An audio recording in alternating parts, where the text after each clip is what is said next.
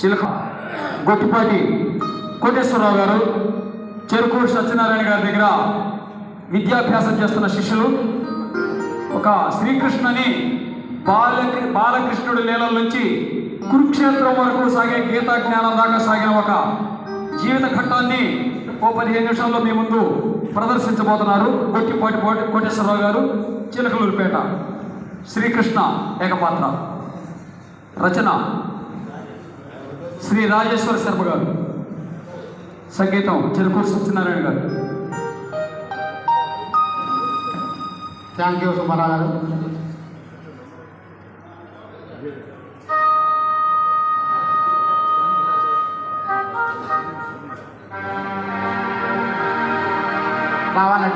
రావాలి Koteswararao.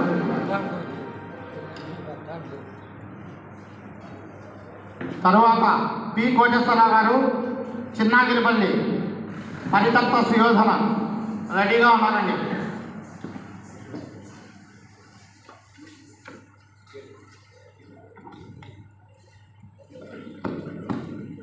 Lights on.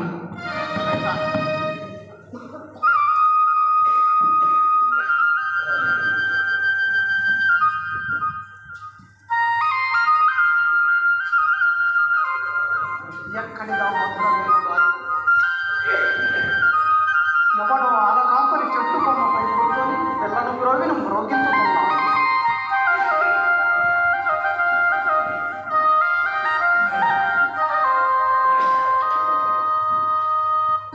ఎంత మధురముగా మ్రోగించుతున్నాడు. ఈ కృష్ణుని బాల్యం కూడా ఎంత ఆనందముగా గడిచినది. రేపల్లెలోని ఆలకాపర్లతో పచ్చిక బయలులో ఆవులను మేపుతూ తల్లి యశోదమ్మ కట్టి ఇచ్చిన పెరుగన్నకు కోటి గోప బాలుకలతో ముచ్చటలాడుతూ తిన్న మధుర క్షణములు చిలిపిగా గోపకాంతమూర్తికి వెన్న రాసి అత్తగారిచే దండింపజేసిన ఆ సన్నివేశము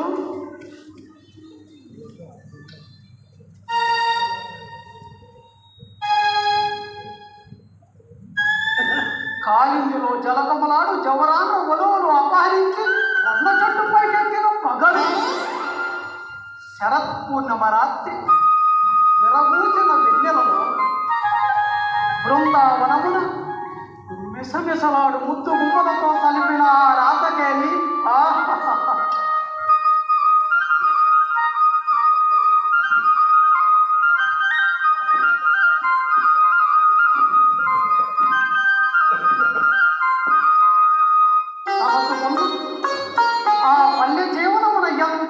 ఆనందము ఎంతటి మేనమామ కంసుని పిలుపు మేరకు ధనుర్యాగ సందర్శనకై రేపల్లిని వీడి మధురా నగరి చేటుడు తోడనే ఆ సుఖశాంతులు అంతరించారు.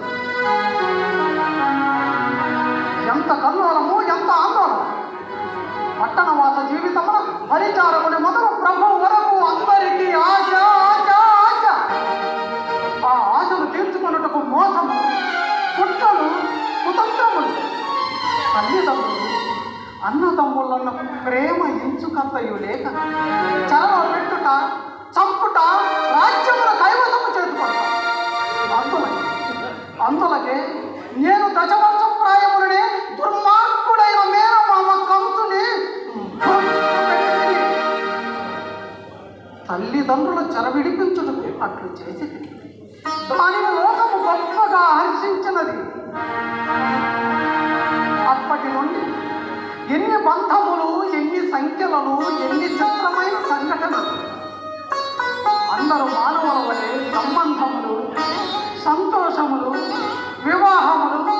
ఒకటా రెండా 8 వివాహములు, 16,000 మంది గోపికలు.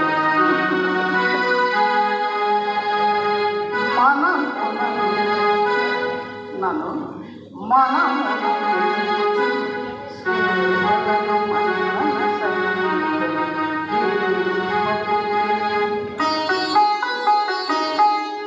నా కములను వెలిగి నిత్యమును కాచు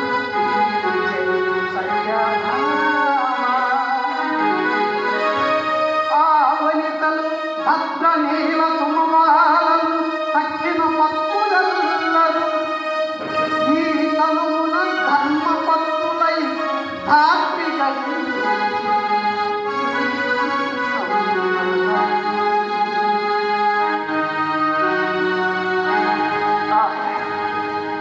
కాలము ఎంత వేగముగా పరిగెడుతున్నది. ద్వాపర యుగము ముగి ముహూర్తము సమీపించుతున్నది.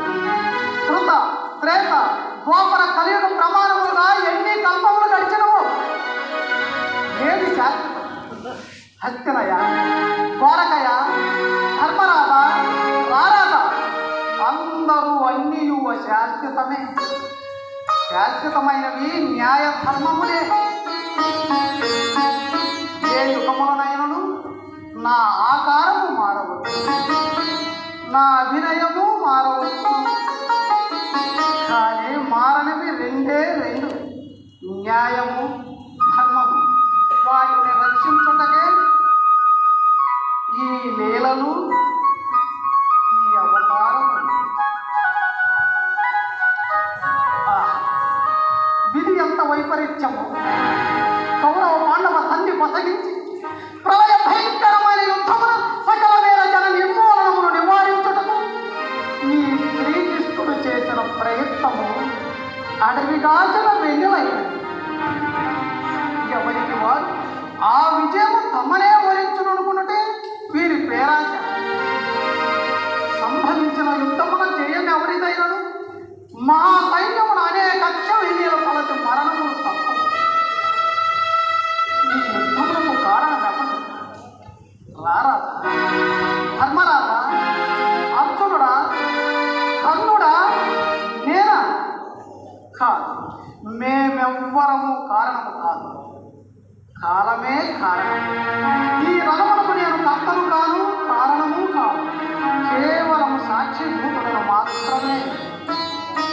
ఇక ఈ భారత యుద్ధమును నిలవరించగలవాడు లేడు, లేడు, లేడు. రణభూమిలో భీష్ముడు, ద్రోణుడు, కర్ణుడు, కృపాచార్యుడు ధనుర్ధారులై పోరులకు తలపడినచో అర్జునుడొక్కడే వారిని జయింపగలడా? అయ్యది అసాధ్యం. అర్జునుడి ధనుర్విద్యా కౌశలమునకు ఈ కృష్ణుని బుద్ధి కౌశలము తోడైన గాని విజయునికి విజయము వరింపదు. భీష్ముడు సైన్యాధ్యక్షుడై వ్యూహరచన చేయుచున్నాడు.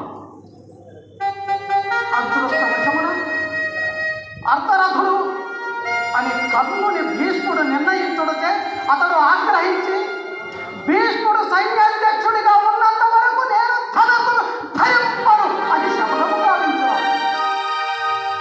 భీష్ముడు కర్ణుడు ఏకకాలమున యుద్ధ రంగమును నిలిచినతో విజయము కౌరవుల కైవసమయ్యేది.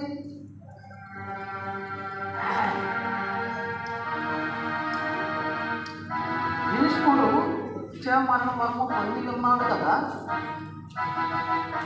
మరి అర్జునుడు ఎట్లు భీష్ముని జయింపగలడు, సంహరింపగలడు? భీష్ముని గాయపరిచి అసక్తులుగా అనుకుంట ఒక్కటే మార్గం. అటు అర్జునుడు భీష్ముని గాయపరచలేకపోయినతో ఏమి చేయవలే?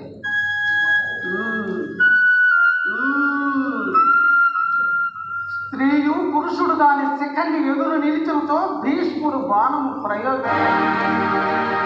అర్జునుడికి ముందు శిఖండిని నిలిపినతో భీష్ముడు శరమును సంధింపడు. అదే అదునుగా అర్జునుడు చే శరమును గుర్తించి భీష్ముడిని గాయపరచి అసక్తిని గావింపవాలి. అప్పుడు భీష్ముడు యుద్ధ రంగము నుండి వైదొలక తప్పదు. ఇక ద్రోణాచార్యుడు ఆ విలువిద్యా నిపుణుడి చేతిలో ధనస్సు ఉన్నంత వరకు ఎవ్వరూ జయింపగలరు. ధర్మదుని చేత అశ్వత్థామ అతః అని చెప్పించలేదు. తన తనయుడు అశ్వత్థామ మరణించిన భావించి విచారగ్రస్తుడై ద్రోణుడు ధనస్సును చారబెడుతూ అప్పుడు కృష్ణుడు ద్రోణుడి శరము ఖండించి ప్రతిజ్ఞ నెరవేర్చుకొనగలడు. ఇక మిగిలిన వాడు కర్ణుడు. పరశురాముని వద్ద అభ్యసించిన ధను విద్యా నైపుణ్యము అసమానమైనది, శత్రు భేకరమైనది. కానీ పాపం అతడు శాపగ్రస్తుడు. అవసరమైనప్పుడు నీవు నేర్చిన విద్యా మంత్రం మరచిపోదువుగాక అని విద్య నేర్పిన గురు పొంగవుడు పరశురాముడే చెప్పించి ఉన్నాడు అని చాలదన్నట్టు యుద్ధ రంగమున నీ రథము కృంగిపోవుగాక అని భూదేవించిన శాపము కూడా కర్ణుని విజయ విహారమునకు ఆటంకము కలిగించును. కానీ ఒక్క దినము శాపములు వర్తించకున్నట్టు కర్ణుడు వరము పొంది ఉన్నాడు. ఆ ఒక్క దినము కర్ణుడు సృష్టించు ప్రళయము నుండి రథము మరల్చేయు అర్జునుని రక్షింపవలే. అందుపరి అర్జునుడిచే కర్ణుని సంహరింపజేయవలే. అటువలే అర్జున రథ సారథ్యమే కాదు, కురుక్షేత్ర యుద్ధం అంతరంగమును కూడా నెరపక తప్పదు. ఇక భీముని చేత దుర్యోధనుని వధింపజేసిన కానీ యుద్ధము పరిసమాప్తము కాదు. నాడు జోదమాడుట అనర్థము సుయోధన అని భీష్ముడు నివారించడంతో ఈనాటి యుద్ధమునకు బీజము పడేది కాదు.